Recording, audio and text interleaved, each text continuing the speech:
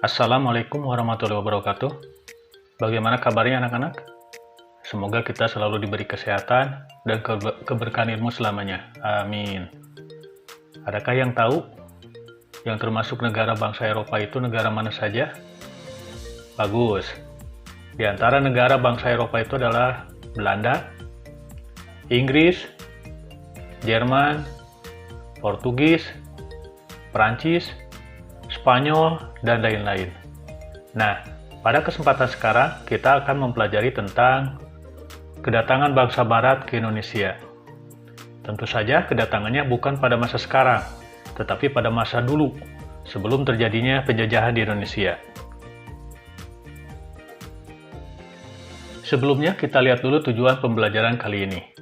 Setelah selesai pembelajaran ini, diharapkan kalian bisa 1. Menganalisis latar belakang kedatangan bangsa Barat ke Indonesia. 2. Menjelaskan tujuan kedatangan bangsa Barat ke Indonesia.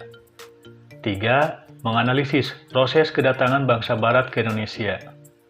4. Mengomunikasikan nilai yang bermanfaat dari materi ini ya bagi kehidupan kita sehari-hari.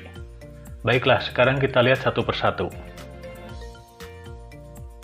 Bangsa Eropa seperti Belanda, Inggris, Jerman, Portugal, Prancis, Spanyol, dan lain-lain dikatakan juga bangsa Barat oleh kita. Hal ini dikarenakan secara geografis berada di wilayah barat dari Indonesia.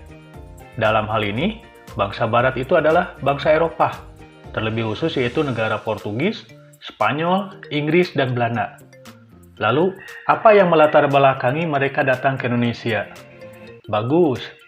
Di antara yang menjadi latar belakang bangsa Barat datang ke Indonesia adalah 1. Jatuhnya Konstantinopel ke tangan Turki pada tahun 1453. 2. Adanya revolusi industri. 3. Daya tarik kekayaan Indonesia. Sekarang kita lihat satu persatu. Yang pertama kita lihat jatuhnya Konstantinopel ke tangan Turki pada tahun 1453. Adakah yang sudah tahu di mana letak dari Konstantinopel itu? Bagus. Perhatikan yang berikut. Itulah letak Konstantinopel atau Istanbul. Konstantinopel merupakan gerbang masuknya rempah-rempah ke Eropa. Dengan dikuasainya Konstantinopel oleh Turki Utsmani mengakibatkan sulitnya akses atau jalan untuk membawa rempah-rempah ke Eropa. Sehingga bangsa Eropa memilih mencari rempah-rempah langsung dari sumbernya, yaitu dari Asia, termasuk Indonesia. Berikutnya yaitu adanya revolusi industri. Adakah yang sudah mendengar apa itu revolusi industri? Bagus. Revolusi industri mulai terjadi sekitar tahun 1750, yaitu di negara Inggris. Revolusi industri adalah perubahan secara cepat dan menyuruh dalam memproduksi barang dari sebelumnya menggunakan tenaga manusia dan hewan menjadi tenaga mesin. Dalam revolusi industri ditemukan mesin uap. Dari sanalah berkembang dengan ditemukannya mesin penggerak perahu. Penemuan ini menjadi pendorong penjelajahan bangsa-bangsa Barat. Alat penunjang lainnya yaitu ditemukannya kompas. Nah, dalam revolusi industri ini muncullah perkembangan ilmu pengetahuan dan teknologi. Selain itu, revolusi industri mengakibatkan barang hasil produksi banyak atau besar dan cepat karena semuanya dikerjakan dengan mesin. Akibatnya, bangsa-bangsa Eropa membutuhkan bahan baku yang banyak dan butuh daerah untuk memasarkan hasil produksinya. Maka terjadilah penjelajahan ke wilayah Asia, khususnya Indonesia. Berikutnya yaitu daya tarik kekayaan Indonesia. Siapa yang tidak kenal dengan wilayah Indonesia? Indonesia sangat kaya dengan kekayaan alamnya.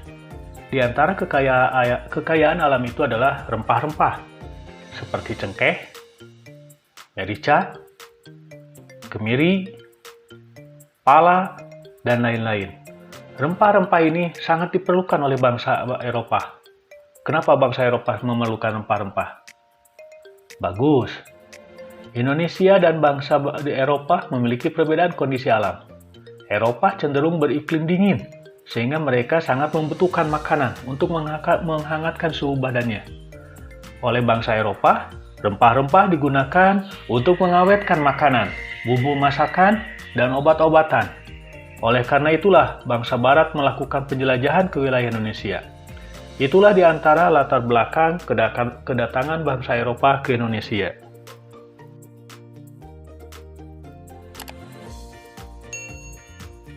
Berikutnya, kita lihat tentang tujuan kedatangan bangsa Barat ke Indonesia.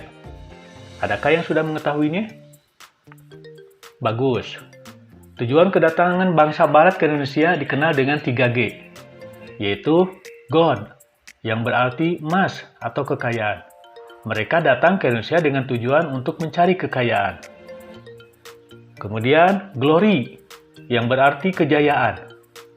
Selain mencari kekayaan, mereka juga ingin mendapatkan kejayaan bangsa untuk menunjukkan kalau mereka yang paling hebat dan paling kuat. G yang ketiga yaitu gospel, yang berarti misi suci. Mereka mengadakan pelayaran karena untuk menyebarluaskan atau mengajarkan agama Nasrani, khususnya agama Kristen, ke bangsa-bangsa di Asia, Afrika, dan Amerika Selatan. Itulah tujuan kedatangan bangsa Barat di Indonesia. Sekarang kita lihat proses atau jalur kedatangan bangsa Barat ke Indonesia. Di antara bangsa Barat tersebut adalah bangsa Portugis, Spanyol, Inggris, dan Belanda. Yang pertama kita lihat dulu proses kedatangan bangsa Portugis ke Indonesia. Pada tahun 1486, di bawah pimpinan Bartolomeus Dias, Portugis mulai mengadakan penjelajahan. Dimulai dari Lisabon, menyusuri pantai barat Afrika, kemudian dilanjutkan oleh Alfonso de Albuquerque pada tahun 1511 sampai di Malaka. Dan pada tahun 1512, bangsa Portugis telah berhasil sampai di Maluku, di bawah pimpinan Antonio de Albuquerque dan Francisco Sirle. Dan di Maluku, Portugis berhasil mengadakan hubungan dagang. Itulah jalur atau proses pelayaran bangsa Portugis sehingga sampai ke Indonesia. Berikutnya yaitu penjelajahan yang dilakukan oleh bangsa Spanyol. Rangkaian proses kedatangan bangsa Spanyol di Indonesia diawali oleh penjelajahan samudra di bawah pimpinan Christopher Columbus sekitar tahun 1451 sampai 1506. Christopher Columbus memulai pelayarannya dari Polos, Spanyol, menyeberangi Laut Atlantik. Setelah berlayar selama kurang lebih 2 bulan, Christopher Columbus sampai di Kepulauan Bahama dan mendarat pada tahun 1492 di daerah yang kemudian diberi nama San Salvador. Kemudian dilanjutkan oleh Ferdinand Magellan sekitar tahun 1480 sampai 1521 untuk menemukan jalur langsung ke Kepulauan Maluku sebagai pusat penghasil rempah-rempah. Mengikuti jalur Columbus, Magellan menyeberang ke Samudra Pasifik menuju arah barat dan sampai di Kepulauan Filipina pada tahun 1521. Di kepulauan tersebut, Magellan terlibat konflik antara kerajaan. Dalam sebuah perang, akhirnya Magellan mati terbunuh. Tewasnya Magellan tidak menjadikan pelayaran berhenti, akan tetapi di bawah pimpinan Sebastian de Elcano, dan pada tahun 1521, ekspedisi 2 kapal milik Spanyol berhasil mencapai Maluku, yang pada waktu itu sedang dilanda persaingan antara Ternate dan Tidore. Itulah jalur atau proses pelayaran bangsa Spanyol sehingga sampai ke Indonesia. Berikutnya yaitu penjelajahan yang dilakukan oleh bangsa Inggris. Kedatangan Inggris di Indonesia pertama kali pada tahun 1579 oleh Francis Drake dan Thomas Cavendish dengan rute pelayaran Magellan Samudra Pasifik sampai ke Filipina dan akhirnya menuju ke Ternate, dan mereka membawa rempah-rempah dari Ternate dan kembali ke Inggris. Pada pelayaran tahun 1591, Lancaster berhasil mengadakan pelayaran sampai ke Aceh dan Penang, sampai di Inggris pada tahun 1594. Pada bulan Juni 1602, Lancaster dan maskapai perdagangan Inggris berhasil tiba di Aceh dan terus menuju Banten. Di Banten, dia mendapatkan izin dan mendirikan kantor dagang.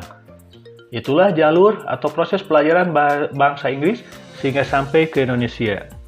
Berikutnya yaitu penjelajahan yang dilakukan oleh bangsa Belanda. Penjelajahan bangsa Belanda dimulai pada tahun 1595 di bawah pimpinan Cornelis de Houtman mengarungi ujung selatan Afrika. Selanjutnya terus menuju ke arah timur melewati Samudra Hindia. Pada tahun 1596, de Houtman tiba di pelabuhan Banten melalui Selat Sunda. Kedatangan Houtman di Indonesia kemudian disusul ekspedisi-ekspedisi lainnya. Pada tahun 1598, bangsa Belanda mendarat untuk kedua kalinya di Banten di bawah pimpinan Jacob van Nerk. Dengan banyaknya pedagang Belanda di Indonesia, maka muncullah persaingan di antara mereka sendiri. Untuk mencegah persaingan yang tidak sehat, pada tahun 1602 didirikan Verenigde Oost-Indische Compagnie atau POC atau Perserikatan Maskapai Hindia Timur yang merupakan penggabungan dari beberapa perusahaan dagang Belanda. Itulah jalur atau proses pelayaran bangsa Belanda sehingga sampai ke Indonesia. Nah, sekarang perhatikan, inilah jalur-jalur pelayaran bangsa Barat hingga sampai ke Indonesia.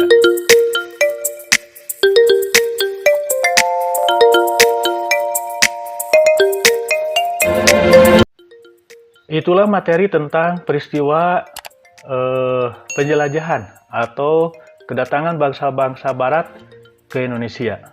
Sekarang silakan kalian kerjakan soal-soal di bawah ini dengan benar. 1. Mengapa bangsa Barat melakukan penjelajahan dunia sehingga sampai di Indonesia? 2. Jelaskan tujuan kedatangan bangsa Barat ke Indonesia. 3. Bagaimanakah proses kedatangan bangsa Barat ke Indonesia? 4. Jelaskan nilai yang bermanfaat dari materi tentang kedatangan bangsa Barat ke Indonesia bagi kehidupan kita sehari-hari.